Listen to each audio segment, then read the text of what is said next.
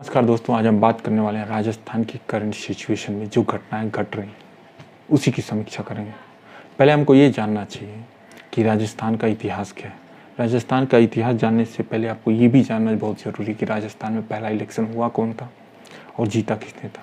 राजस्थान में पहला इलेक्शन हुआ था 1951 में, और राजस्थान में पहला जो इलेक्शन हुआ था उस समय 160 सीटों के लिए चुनाव हुआ था, और उसमें जो कांग्रेस ने जीता था 82 सीटें जीती थी।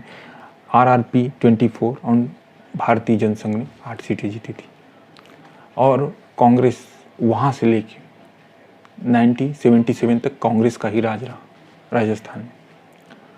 और उसमें सबसे ज़्यादा जो मुख्यमंत्री पद पे बैठे रहे उनका नाम था मोहनलाल सुखाड़िया।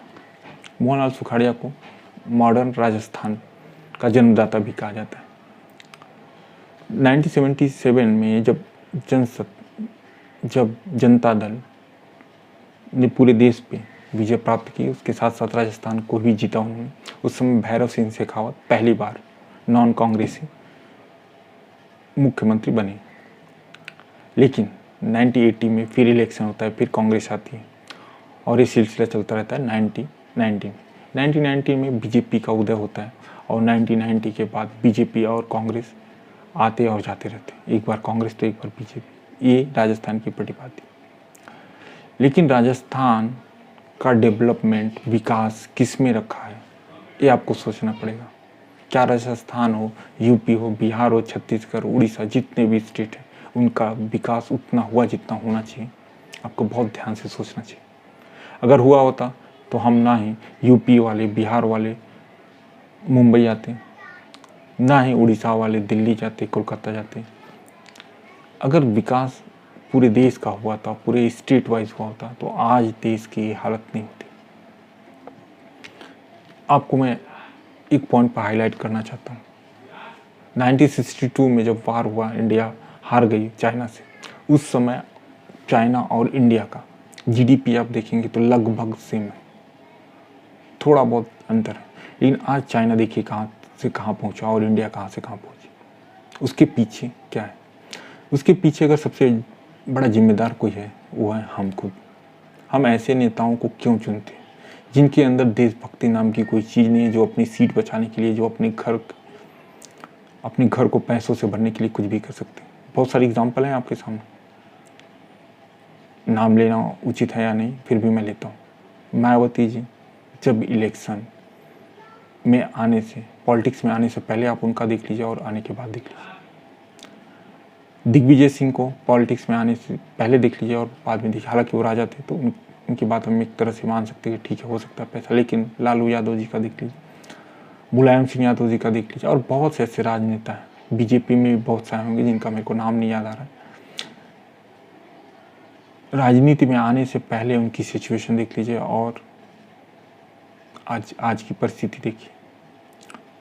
सच्चाई तो कुछ ना कुछ है, पैसा तो मिलता है, रुतबा मिलता है, आराम, ऐशो आराम तो मिलता है, तभी तो आप लोग इतना दौड़ते हैं कुर्सी के पीछे। आप सोच सकते हैं, महाराष्ट्र का मैं एक एग्जाम्पल दे रहा हूँ, हालांकि बात राजस्थान की हो रही, फिर भी मैं महाराष्ट्र को लाना चाहता हूँ। जनता ने जिताया किसको? जनता ने जिताया बीजेपी और शिवसेना को। सत्ता कौन भोग रही है? शिवसेना, एनसीपी, कांग्रेस। क्यों? सबसे ज़्यादा सीट जिसको मिला वो तो बाहर है। गोवा में आ जाइए, इसी का उलट। अरुणाचल में आ जाइए, इसका उलट। मध्य प्रदेश में आप देख लीजिए क्या हुआ, सबको मालूम है। एक कुर्सी का खेल जब तक चलता रहेगा, जब तक विकास में ऐसे ही अवरोध पैदा होंगे, क्योंकि सबको मालूम है मुझे तो रहना सिर्फ 5 साल है, और जितना लूट सकते हो लूट लो। और लूटे क्यों ना भाई, क्योंकि वो जब वोट मांगने आते हैं तो देता कौन है? हम ही देते हैं। अगर हम लोगों ने डिसाइड कर लिया ऐसे एक भी भ्रष्ट नेता को हम अपने घर पे खड़ा नहीं करेंगे, या ऐसे एक भी भ्रष्ट पार्टी को हम वोट नहीं देंगे, देखिए देश कैसे विकास करते हैं। अब हम बात करते हैं राजस्थान की। राजस्थान में सचिन पायलट वही हैं जिन्होंने 2018 में कांग्रेस को दोबारा सत्ता मिला है। अगर 2018 से पहले की जो असेंबली हुई थी उसमें बीजेपी ने 160 आउट ऑफ 200 सीटें जीती थी, और उसके बाद बीजेपी 73 पे आ गई और कांग्रेस 100। इसमें जो सबसे ज़्यादा योगदान बोला जाएगा वो था सचिन पायलट का, क्योंकि सबको मालूम है जब कोई नया नेता आता है, जब कोई युवा नेता आता है, चाहे आप योगी आदित्यनाथ की बात करें, चाहे आप अखिलेश यादव जी की बात करें, चाहे जगन मोहन रेड्डी की बात करें, सब लोग आकर्षित होते हैं, अट्रैक्ट होते हैं, एक उम्मीद के साथ उनको वोट करते हैं कि हाँ ये कुछ कर सकते हैं। चाहे आप केजरीवाल की भी बात कर सकते हैं, वही हुआ, सचिन पायलट के नाम पे वोट पड़े, सत्ता में भी आई, लेकिन सचिन पायलट को जो चाहिए था वो नहीं मिला। अगर आदमी काबिल है, अगर आदमी के अंदर टैलेंट है, तो उसको बगावत तो करना ही चाहिए, अपने हक के लिए करना चाहिए। लेकिन अगर उसके अंदर जनता सेवा का भाव हो, तो अगर उसका खुद का फ़ायदा है, तो ना देश का फ़ायदा होने वाला है, ना जनता का फ़ायदा होने वाला होगा, तो सिर्फ नेता का। सचिन पायलट के बारे में सब लोग जानते हैं, राजेश पायलट जो कि बहुत ही ईमानदार नेताओं में से एक थे, उनके लड़के। और सचिन पायलट सिर्फ 26 ईयर ओल्ड थे, तभी उन्होंने लोकसभा सीट जीती थी। सचिन पायलट की जो वाइफ हैं सारा अब्दुल्ला, जो कि कश्मीर के पूर्व मुख्यमंत्री की बेटी। अब हम बात करते हैं अशोक गहलोत के बारे में। अशोक गहलोत को जादूगर कहा जाता है, और उन्होंने जादूगरी करके दिखाया, जो 2-3 दिनों में हो रहा है, जहाँ पे लग रहा था कि राजस्थान में गहलोत सरकार गिर जाएगी, लेकिन गिरी नहीं। लेकिन इससे फ़ायदा किसका हुआ और नुकसान किसका हुआ, इसके बारे में जानना बहुत ज़रूरी। फ़ायदा तो सिर्फ और सिर्फ अशोक गहलोत जी का हुआ, नुकसान सिर्फ और सिर्फ जनता का हुआ। सचिन पायलट का भी बोल सकते हैं, क्योंकि उनको उप मुख्यमंत्री पद से भी हटाया गया, और साथ में उनको राजस्थान अध्यक्ष के पद से भी हटाया गया। 70 साल के गहलोत जी हैं, और अभी भी उनके अंदर वो चाह है कि वो मुख्यमंत्री बने रहे। ये कैसी चाह है? ये चाह कब तक ख़त्म होगी? क्या जब तक आप मर न जाएं तब तक ये चाह चलती रहेगी? हम लोग क्यों नहीं एक बेंचमार्क सेट करते? क्यों नहीं हम एक एज बैरियर सेट करते कि इतने एज के बाद हम उस नेता को वोट देंगे ही नहीं? अगर जिस दिन हम लोगों ने ये सोच लिया, उस दिन इन लोगों का मोह भी भंग हो जाए। अब बहुत सारे ऐसे नेताओं को देखेंगे जिनकी तबीयत हमेशा बिगड़ी रहती है, लेकिन आज भी वो सत्ता के लिए उतने ही लोलुप। आप मुलायम सिंह यादव जी को देख लीजिए, आज भी वो सांसद हैं। आप जब खुद अपना कार्य नहीं कर सकते, आप हॉस्पिटलाइज अक्सर रहते हैं, तो फिर आपको उस सीट पे उठने की जरूरत क्या है? और जीत के आपने किया क्या?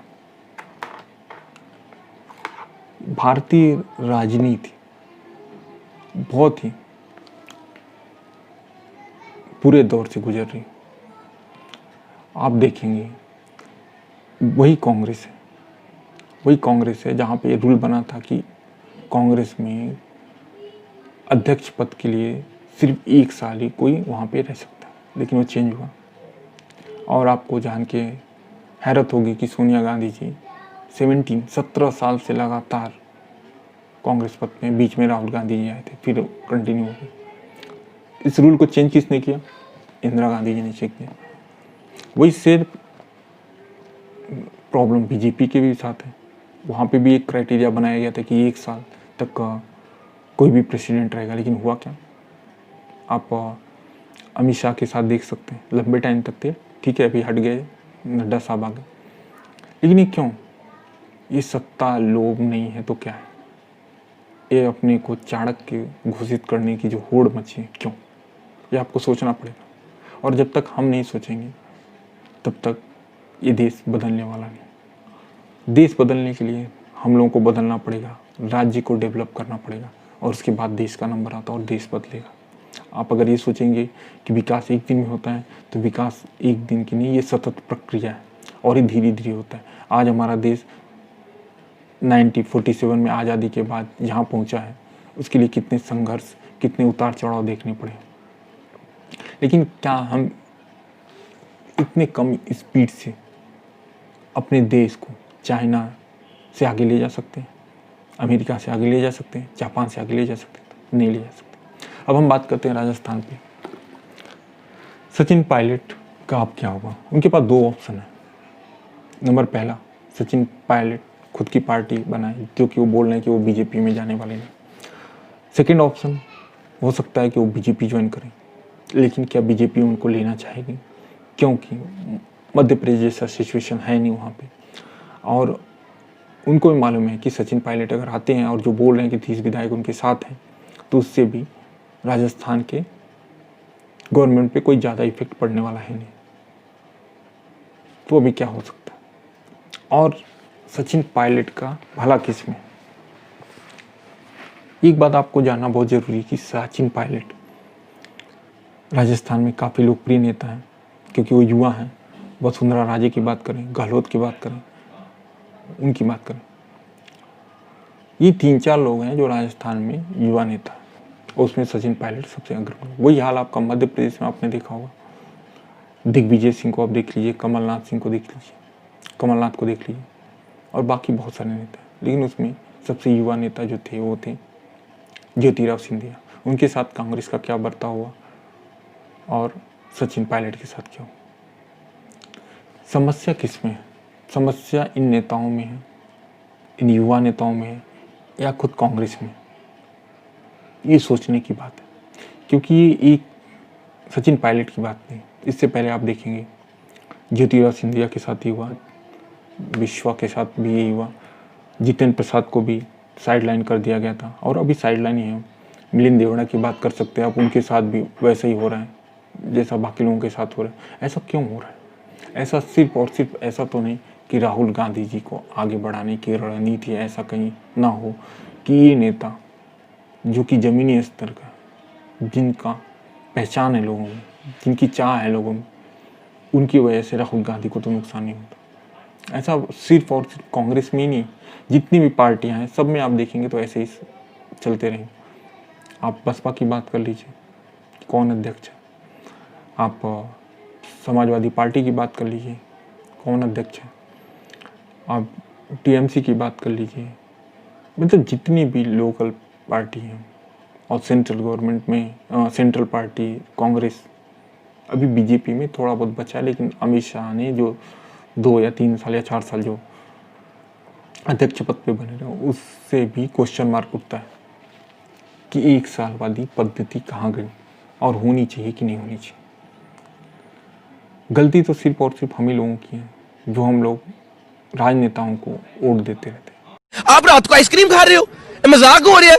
ਇਹਨਾਂ ਨੂੰ ਸਰ ਹੀਕੋ ਆਈਸਕ੍ਰੀਮ ਦੇ ਦਫ਼ਤਰ ਜੌਬ ਲਵਾ ਕੇ ਦਿਓ। ਇਹਨਾਂ ਨੂੰ ਬੋਲ ਜਾਲੀਆਂ ਨਾ ਸਾਈਕਲਾਂ ਲੈ ਦੇਵੋ। शीरशाह भी सुना पीते रहे। शीरशाह गुलाब जामुन, देखिए करते हैं मोहब्बत, इनसे सपोर्ट करेंगे, लेकिन मोहब्बत 2 वे होती है सर। मोहब्बत 2 जगह से चलती है, ऐसे मोहब्बत नहीं चलती। 119 तक एकदम इन्होंने वक्त बदल दिया, जज्बात बदल दिए, जिंदगी बदल दी। 119 पे इतनी अच्छी पार्टनरशिप चल रही थी। ओ भाई, मारो मुझे, मारो मुझे, मारो नहीं, ये मजाक हो रहा है।